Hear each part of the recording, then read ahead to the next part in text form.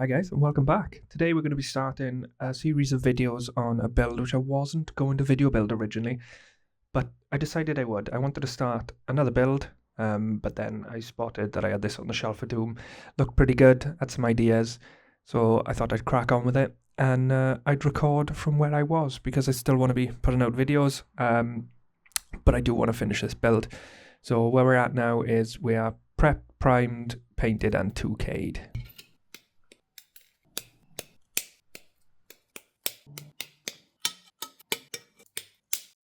So as you can see, we're doing the rest of the body bits just to try and get them done first as last. Stuff that's kind of normally left till the end, so we don't get tunnel vision at the end on the finished product and just want to storm ahead and neglect these maybe.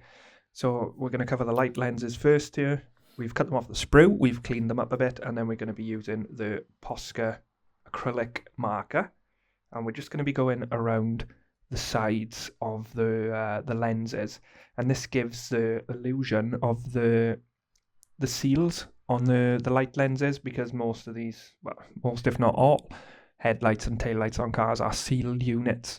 So this, the black around the edge, gives that subtle hint of the seal, and I think it's just the little tiny bits like this which add a little bit more realism to a build. This would be the last thing I 2K'd, probably a couple of months ago, just before I decided to shy away from 2K. But it has been polished. It's looking okay. I'm quite happy with how it turned out there. But next we have a lot of masking to do.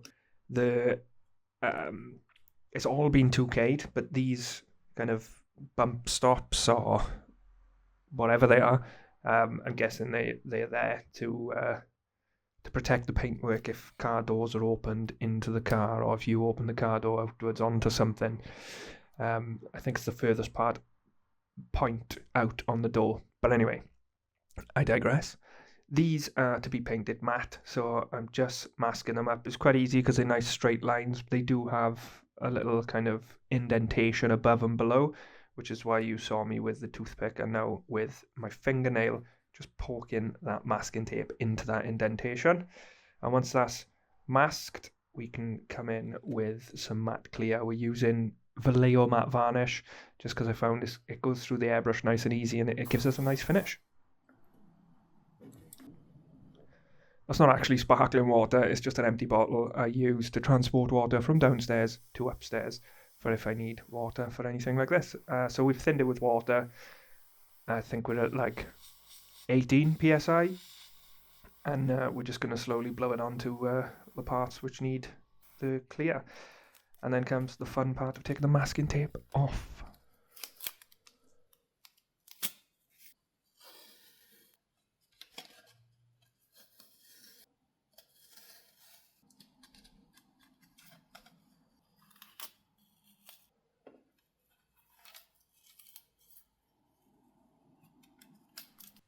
And there we go. The good thing is about doing this over 2K is if you do bleed out a bit, you can easily use a little bit of acrylic thinner to clean that away, because it won't eat into the 2K. But once that masking was done, we've got a lot more. Now we're going to mask up for the window seals. A lot of this was finicky work, so I just done the first couple of bits on camera and done the rest off camera. We started off with thinner masking tape, and then slowly we went around all the window seals, and then we used bigger bits. There was a couple of other parts which we needed to mask over as well. You can see that the washer jets on the bonnet were unmasked there because they are going to be painted semi-gloss black also. And we're also going to do the windows as well. Quite pleased that there was a mask set with this kit, because the windows are all molded as one piece, and they can be quite annoying to mask up if you don't have a mask set. But we're just going to slowly build it up as we would with any coat of paint. It's thinned with UMP thinner. I've gone about 50-50. It's a Tamiya acrylic. It's semi-gloss black X18. There was a little bit on the front which needed painting too, and there we go. We also masked around these areas, because these two areas, we've got two on the front, as you can see. I'm peeling this one off, and there's another one there, and there's two on the back as well which needed to be painted in chrome because they were back in for lights. And then we've got the door handles, which were a silver, a steel colour, We used Alclad for both these. The good thing about the 2K is it does leave a nice glossy finish, so you can just go straight over the top with the Alclad chrome and still get a nice chrome effect. The only problem is I found it is easy to rub off, so just be careful if you are using chrome over 2K. As usual with Alclad, we've turned the airbrush right down, probably like 5 psi, just to get the paint through. And then once that's all done, it's time for the mammoth unmasking task, which is probably my favourite part of the whole build.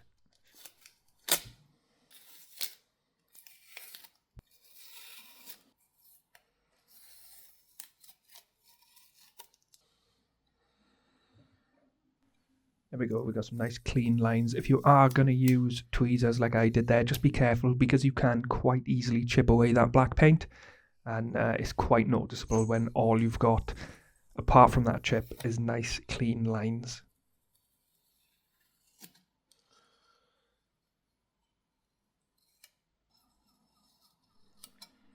I'm quite happy with the masking job on there. It's come out quite nice, some nice clean lines. Then we just had to remove a lot of masking tape from the body, which, like I said, is like my favourite part. I could probably watch hour-long videos on just unmasking just to see the nice demarcation. So I'm going to shut up and I'm going to leave you watch that.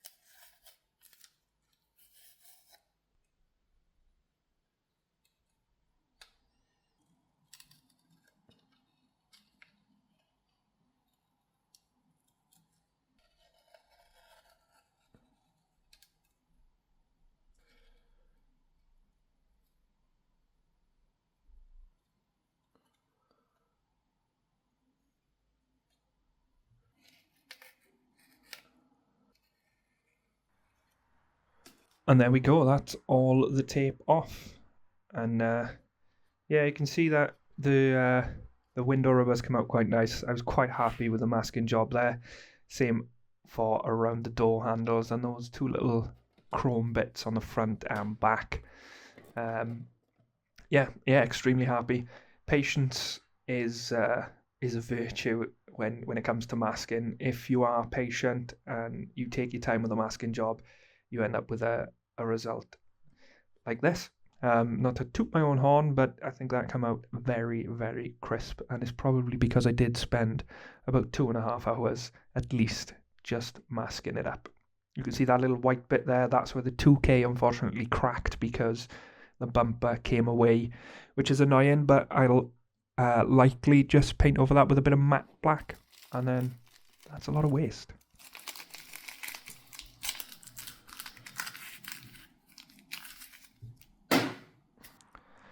Yeah, I could not resist a test fit with a glass. Quite happy with that. I think it looks pretty good, if I do say so myself. Next, more light lenses. I don't know why I broke these up, but we're just cleaning the back ones and the small indicators and a couple of other little bits. Just going to cut away the sprue gate, and then yeah, be careful because that is a fresh blade. That's called foreshadowing. but we're just scraping away any bits which are left. Then we're going to go back to the booth and spray some clear for the light lenses. These are the rear lenses, sprayed with X27, I believe. Just clear red, and we'll do clear orange for the indicators, X26, there it is. Thinned again with UMP thinner. I like to not thin these with lacquer thinner just in case. The clear parts, I kind of stay away from lacquers. But yep, thinned with UMP thinner about 50% at about 18 psi, just slowly building it up. And then back to the semi-gloss black for the other bits and bobs, like the windscreen wipers, and we did also paint the license plates, but I'm thinking I'm going to 3D print some pressed plates. And a bit of detail painting, again with black. This is Vallejo. I find it brush paint's quite nice, and we're just going to paint the areas of the chrome which need to be black, just scraping away the chrome there, just so it's easier to paint, because it wasn't sticking very well to that rear view mirror. And as you can see, it's sticking a lot nicer here. And there we go, again, that just kind of simulates a seal. Coming back with the Posca again to do the seals on the lights. I did also do the indicators here, which go on the front and back, and in the process, I unfortunately lost the two for the front. I lost one for the front. I dropped it here. I don't have a carpet, but I do have gaps in my floorboards, and the first one went down there, so I decided, well, I'm going to have to scratch build it. Quite simple, just use a piece of clear sprue. We just chopped off a big bit, mounted it in a pin vise, and then again, with a fresh blade, start slowly chipping away till it's the right size, and then we can shape it with some sanders. It's just a case of slowly cutting the big bits off and then scraping when we come in closer to the final size. I did measure the gap, and as you can see, I'm measuring what we have here, and I was also test fitting along the way. Essentially, what we done is we cut the big bits off, slowly scrape the small bits, every now and again sanding and polishing using the UMP buffing stick, just to make sure we're still clear, because it does need to be a clear part. And then we used a fine UMP sander. I'm not sure of the grade, unfortunately, just to round off the edges to make it look a little bit more like a lens. We did scribe some lines in the back. They didn't look great, so I didn't shout about them. But yeah, we test fit. And then, this is when I'm scribing the lines in the back. Like I said, they didn't look great, so I'm not shouting about them. They were a bit off. I probably would have used another method. But then we drilled some 0.3mm holes. The original pieces had moulded in kind of nubbins to simulate the bolts. So I decided to go a little step further, and we done a 0.3mm hole. Then we used this 0.75mm drill bit to countersink the hole, and then we used a piece of 0.3mm nickel silver rod through the hole, cut the size just to simulate a bolt. And we done two in this piece. Then in the process of drilling the other one, so I could add the bolt heads, I dropped it. And obviously, you've seen the holes in the floor. No. I did try looking, but I couldn't find it, as you can tell.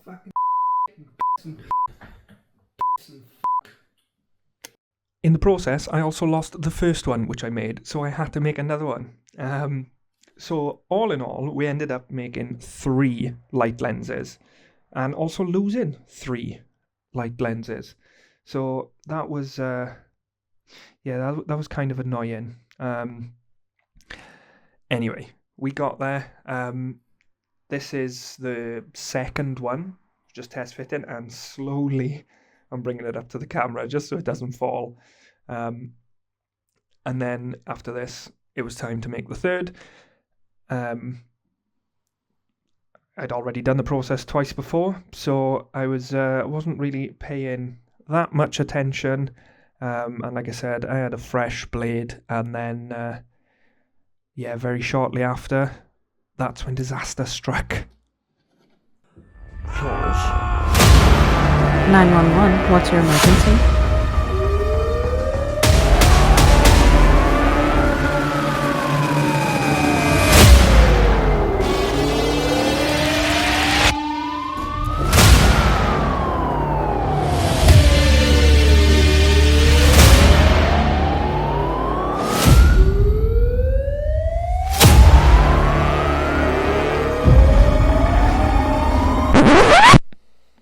Yeah, I'm only joking, it wasn't too bad. It was just a little cut, but it does go to show that you do have to be careful, especially when using a scalpel. This isn't the first time I've cut myself, and don't ask me how I managed to cut my right hand while holding the scalpel in my right hand. I guess I'm just talented. But after that, after making the third one with my finger wrapped in tissue, we got back to what we were doing previously and adding some seals on the lights. These are the two kind of indicators for the back. We had indicators on the side as well, which I realised we hadn't painted anything for. So I just used a little bit of bare metal foil, cut to the right size, popped on the body where the indicator was going to go. As you can see here, burnished it down with a cotton bud just to make sure it was stuck and nice and flat. I did apply a little bit of heat with a heat gun because the adhesive on the bare metal foil can be a bit touch and go. But then once we put the indicator over the top, it looks pretty good. It does look better than without it there. And here you go. It's one of my homemade light lenses. One of them, the bolt holes are a bit wonky, which is annoying, but my finger was wrapped up because it didn't stop bleeding for a little while. I thought I might have had to have a stitch, but it did stop, and a bit of super glue fixed that. Then we just came to pop the rear light lenses in. And they are handed, but they do have an L and an R for left and right on, so they'll slide in easy. Didn't need any glue because there was such a positive fit, and we've got the chrome part on the front, which is the light backing, and then we could put our front lenses in. These were stuck in with just regular PVA. PVA is actually pretty good for clear stuff. I don't have any non-haze super glue at the moment, unfortunately. Then we scraped a little bit of paint away on here and a little bit of chrome off the GTS badge, and then we could put that in its home on the grille there. Only thing left to do is add a bit of a panel line wash and remove any kind of excess. But we're pretty much there. Just had to stick the wing mirrors on. I was toying with painting bits of these black, but I thought, nah, we'll go colour coded. Somebody has gone through the effort of paying to get this car resprayed, so why would they scrimp when it comes to the wing mirrors? And I mean, that's the kind of look I'm going for. I never really go for show car quality. I don't know why. I'm not really a massive fan of that. So I want to go for the used but loved look. Somebody's paid for a respray. They got the wing mirrors done as well. I'm just putting my snooker referee glove on while I put the glass in because it's so easy to get fingerprints on the glass, and you cannot notice them until right at the end, and then you go to take your photos and the car looks completely out of scale because you've got a massive mammoth size fingerprint on the windscreen. I didn't glue this in here, but I did go back and use a bit of PVA because it did slip out. But that's pretty much all of the bodywork done, apart from, like I said, the panel line wash. But I'm really, really loving this colour, and I'm quite enjoying this. I wasn't really enjoying the build at first, which is why I put it away, because I knew I had to do a lot of polishing, but I done the polishing. I got over that hump, and now I want to get the build done. Some glamour shots. The paint is Pro Scale Suzuki Triton Blue. I love the Triton blue colour. The Suzuki colour is just amazing. I thought it looked great on here. And again, Pro Scale 2K. And I think, it's coming along okay. Quite happy with the carbon job on the bonnet. But yeah, the next video will be chassis and wheels. I'm going to 3D print some wheels. But thanks for watching. Have a great day, and I'll catch you next time.